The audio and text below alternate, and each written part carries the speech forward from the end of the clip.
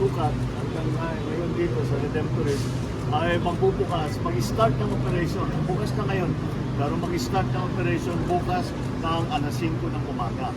Kaya hinihikayat ko lahat ng ating mga commuter, subukan ninyo at makikita nyo napakaginhawa kumpara sa traffic na nararanasan natin araw-araw.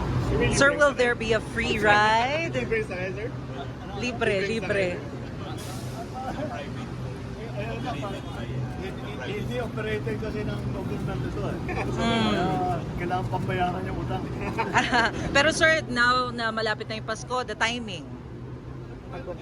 Actually, hindi namin inisip yung Pasko. Nagkataon lang. But lahat nga nito mga rail project, basta sinasabi ko, gawin natin ang lahat para matagdagan ng matagdagan dahil makikita naman natin na napakalaking bagay, napakalaking bibigay na ginhawa at mas mabilis, makapag-save ng time at simple lamang ang pagsakay ng tren. Nasanay na rin naman ang mga commuter natin kaya subukan nila itong bagong linya. Salamat. Thank you. Okay. Instructions sa Baguio, sir? Sa? Instructions po for the Well, people. I'm having a meeting with the NDRMC later this afternoon. Thank you, sir. Salamat, sir. Thank you, Thank you, sir. Okay. Sige, salamat.